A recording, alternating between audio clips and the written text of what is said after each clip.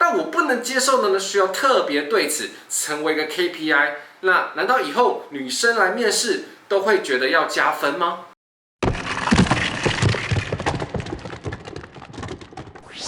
哟，大家好，我是罗油腻。可以看到标题啊，但是我今天呢不是要来赞美男女，而是希望呢可以跟大家理性讨论这一件惠女政策。那拜托留言区也不要血流成河喽。那看之前也请你帮我按赞、订阅、开启小铃铛哦。那我们开始喽。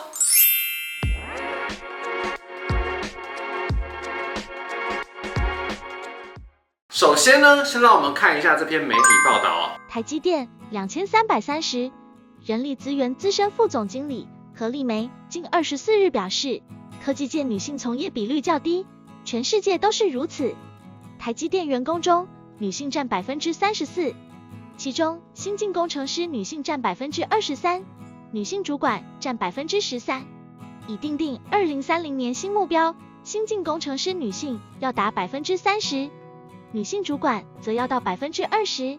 何丽梅今日在多元 X 平等 X 共融人才管理新战略论坛发表以人为本、擘画开放型管理演讲，分享台积电人才策略布局。何丽梅也首度公开台积电新出炉的人才愿景，营造多元共融的环境，激发热情，成就最棒的自己。何丽梅表示，台积电最大的投资是设备，但设备也是人在运行，人弄好，生产力才提高。台积电每年要找1万多人，新厂建制前2年就要开始准备人才。随着全球布局，人才来自不同国家，需要相互磨合，即使背景不同，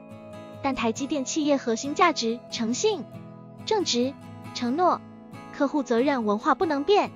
何丽梅说，台积电对员工有承诺，除了提供比业界更高的薪酬外，也给予同仁成长的环境，也给予员工认股补助。从现在看起来，没有人会不高兴，应该都有赚钱。员工对台积电也有承诺，要努力工作，持续学习，促进公司成功。何丽梅表示，由于亚洲人比较不敢讲，比较喜欢匿名或是使用别的管道，与欧美文化不同，台积电提供多元沟通管道，希望把公司大门打开，员工不需要听朋友讲或是看报纸写，每3个月都能听到总裁魏哲嘉讲台积电的营运情况，也提供员工申诉管道，让沟通顺畅。为了提升员工女性比例，何丽梅说，台积电从高中着手，邀请500多位高中生到台积电与学子见面互动，了解半导体工作。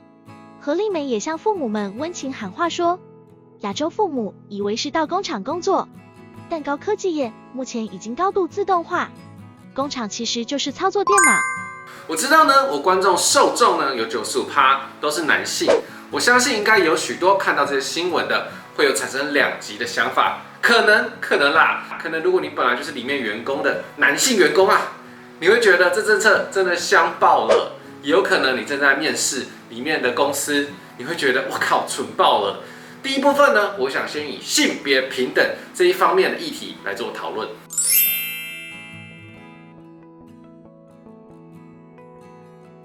我们先来回顾一下历史，在美国，优惠性别待遇是一种政策性的措施，开始于甘乃迪总统1961年的时候，为了矫正人种歧视问题所提出的政策，要求呢不分种族啊、性别啊、肤色啊、信仰啊，要公平对待所有的求职者，特别是照顾有色人种。后来，在1964年，詹森总统透过民权法来增加女性以及特殊的族群大家的就业与教育等等。简单来说，就是基于特殊族群给予更好的待遇啦。为了纠正常年来的歧视与不平等，虽然这个政策争议非常的大，但是也让各国与各个公司都开始效法与学习。首先呢，性别平等指的就是两性享有相同待遇，但是这种差别的优惠待遇，优惠某一种性别同时呢，是否会产生一种逆向歧视的可能？最核心的问题也许在于两性之间到底是相同呢，还是相异呢？简单来说，就是法律上呢是性别平等，却在有一个地方会对另一方特别优惠，所以到底是平等呢，还是对于说订优惠的这些人心中存在着差异性呢？这样的诉求呢，对于被认为是性别优势的男性，反而会变得更不公平。而我们回到这个事件来说的话呢，新闻还有研究也指出啊，女性呢在就学期间，在理工科呢只有30%，而硕士的女性比例又更少了，可能只剩下25%。而这次呢，他们是希望说可以直接拉高到30% 的 KPI 比例为目标。以性别科系比例来看，我自己觉得是还能接受，但我不能接受的呢，需要特别对此成为一个 KPI。那难道以后女生来面试都会觉得要加分吗？为了达到这 KPI，难道都会拥有一些加分的特权吗？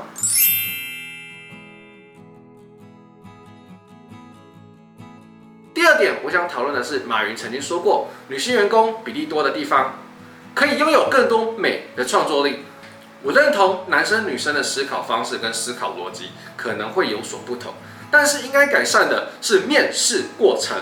是不是要把你觉得美这个创作力纳入面试的考题里面呢 ？OK， 好啦，讲了这么多，就是希望呢大家可以看看最近很多大公司都有一些女性的优惠政策。不知道大家怎么想呢？希望大家可以把这些想法放在留言上，